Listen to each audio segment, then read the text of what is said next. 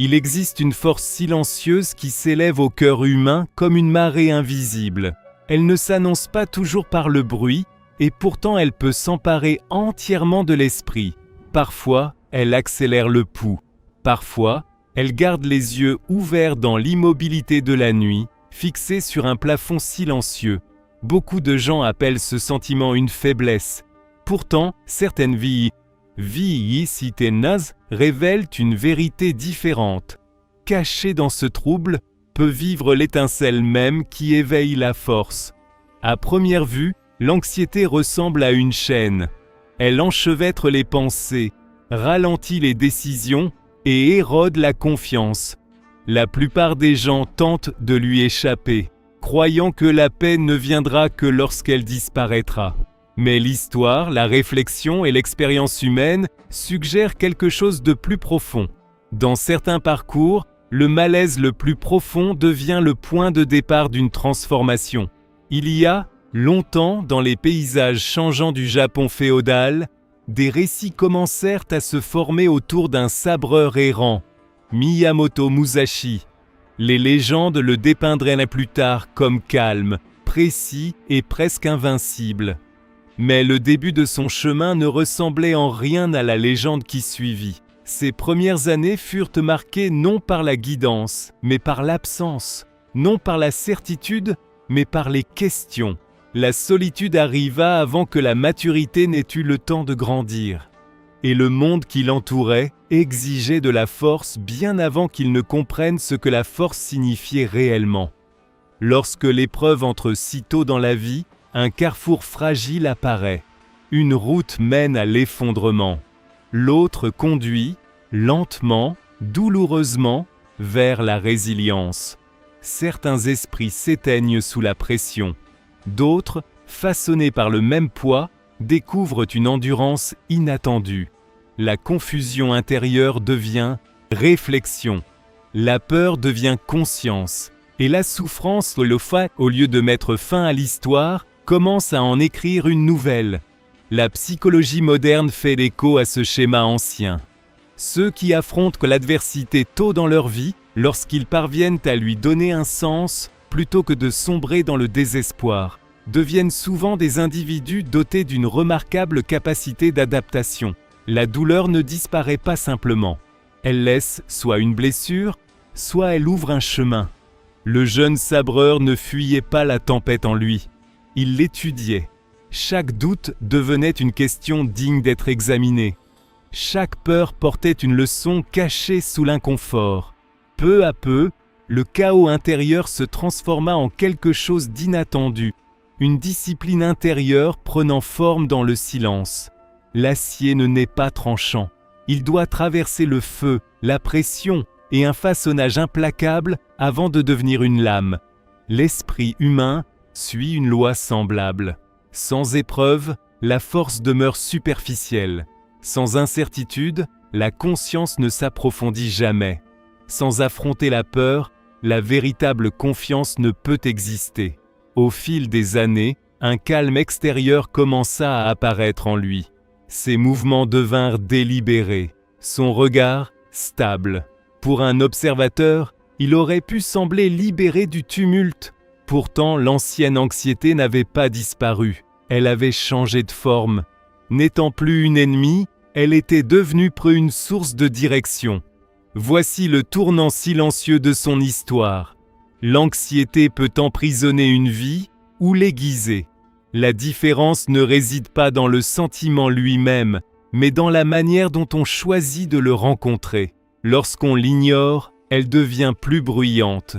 Lorsqu'on lui résiste, elle resserre son emprise. Mais lorsqu'on l'écoute avec courage, elle commence à parler avec clarté. Le jeune guerrier choisit d'écouter. Au lieu de faire taire le bruit intérieur, il tenta d'en comprendre le sens. Et à travers cette compréhension, quelque chose de subtil mais puissant commença à se déployer. Son chemin ne devint pas soudain facile. L'avenir contenait encore d'innombrables batailles, de longues routes et des nuits silencieuses de réflexion. Mais le changement le plus important avait déjà eu lieu. Il avait cessé de combattre sa peur et avait commencé à apprendre d'elle. Et à partir de cet instant, la direction de sa vie commença, silencieusement mais définitivement, à changer.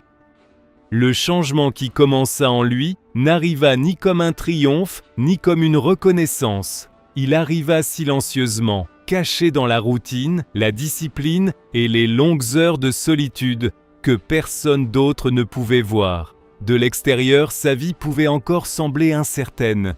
Il n'y avait pas de grande victoire annonçant sa transformation. Aucun public attendant d'être témoin de ses progrès. Seulement un jeune guerrier s'enfonçant plus profondément dans le silence, portant des questions qui n'avaient pas encore trouvé de réponse.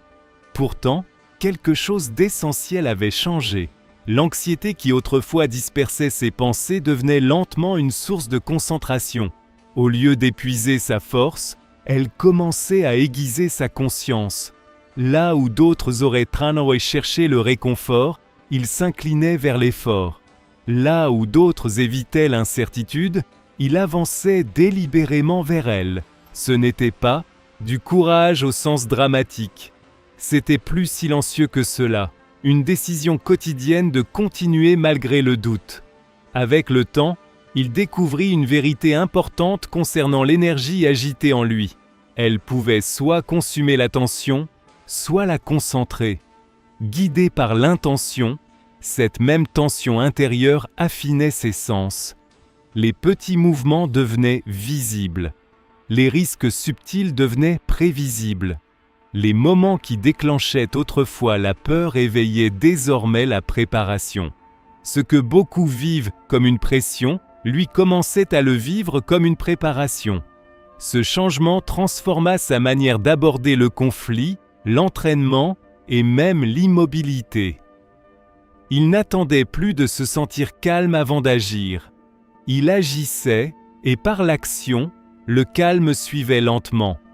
Chaque répétition creusait des voies plus profondes de discipline, ni dramatiques, ni soudaines, mais durables. Il existe une frontière délicate entre la complaisance et la croissance. Le confort murmure que l'effort n'est plus nécessaire. L'anxiété, lorsqu'elle est comprise, murmure l'inverse. Il reste encore à apprendre, à affiner, à devenir. Il choisit d'écouter la seconde voix. Grâce à cela, le repos ne devint jamais stagnation. Le silence ne devint jamais vide. Même les pauses étaient remplies d'observation, du souffle, du mouvement, de l'intention. Peu à peu, la stratégie commença à se former là où vivait autrefois la confusion. Il commença à pressentir les issues avant qu'elles ne se déploient. Non par magie ni par instinct seul, mais par une attention implacable façonnée par d'innombrables moments d'incertitude. L'esprit qui apprend à faire face à la peur sans reculer acquiert une capacité rare, le pouvoir d'imaginer l'échec sans être dominé par lui. Et dans cette imagination vit la préparation. Ainsi, tandis que d'autres ne s'entraînaient que pour des batailles visibles, lui s'entraînait pour des batailles invisibles. L'hésitation, la distraction, l'excès de confiance, le doute. Les victoires sur ses ennemis silencieux ne laissaient derrière elles aucun applaudissement. Pourtant, elle façonnait la base de tout ce qui suivrait. Une autre révélation émergea lentement de cette discipline. L'équilibre n'est pas l'absence de tension, mais l'harmonie en son sein. La vitesse sans conscience mène au chaos. La patience sans action mène à la paralysie. Mais lorsque les opposés apprennent à avancer ensemble, une nouvelle forme de force apparaît, fluide, réactive et précise. En lui, la peur et le courage n'étaient plus des rivaux. Ils étaient tous devenus partenaires dans un même mouvement. La peur aiguisait la réaction. Le courage guidait la direction. Ensemble, ils créaient le contrôle. Cette compréhension n'arriva pas en un seul instant d'illumination. El Crezo se forma progressivement, façonné par la répétition, le silence et une observation honnête de soi. Et plus il se voyait clairement, moins la confusion avait de pouvoir sur lui. La solitude joua un rôle crucial dans cette transformation. Loin du bruit et des attentes, Il pouvait enfin entendre les schémas de son propre esprit. Les pensées qui semblaient autrefois accablantes devenaient compréhensibles lorsqu'elles étaient rencontrées dans l'immobilité. Les émotions qui paraissaient autrefois dangereuses se révélaient comme des messages, des signaux pointant vers une faiblesse, un désir ou une croissance inachevée. Dans cet espace silencieux, l'anxiété changea encore une fois. Elle n'était plus une tempête, plus même un avertissement. Elle devint un maître. Et comme tous les véritables maîtres, elle ne supprimait pas la difficulté.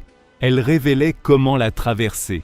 Au moment où cet entraînement intérieur s'approfondissait, le monde n'avait toujours rien remarqué d'extraordinaire. Aucune légende ne s'était formée. Aucune histoire n'avait été écrite. Mais sous la surface, une fondation plus solide que la réputation prenait forme. Car les plus grandes transformations ne commencent presque jamais par la victoire. Elles commencent dans le silence, lorsqu'une personne décide de comprendre sa peur au lieu de fuir devant elle. Et pas à pas, cette décision silencieuse le conduisait vers un destin bien plus grand qu'il ne pouvait encore le voir. Ce qui s'était formé dans le silence ne pouvait pas rester caché pour toujours. Le changement intérieur, lorsqu'il est nourri assez longtemps, finit par façonner le monde extérieur.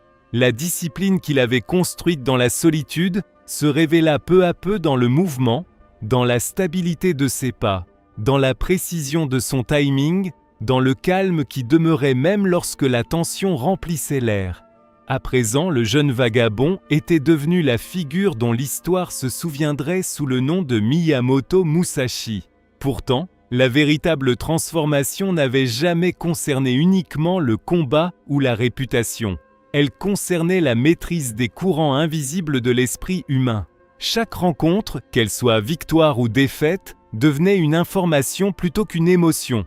Il ne se mesurait plus seulement aux résultats.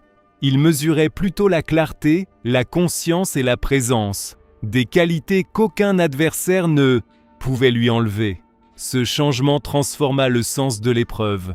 Le conflit n'était plus quelque chose à craindre ou à éviter. Il devenait un miroir, reflétant les parties de lui-même encore inachevées.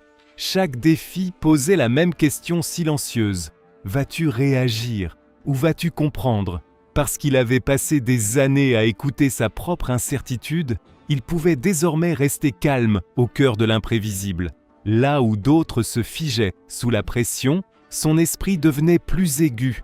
Là où d'autres se hâtaient de fuir l'inconfort, il avançait directement vers lui, non pas avec imprudence, mais avec conscience. L'anxiété qui ressemblait autrefois à une tempête avait achevé sa transformation finale. Elle n'était plus seulement un signal, plus seulement un maître.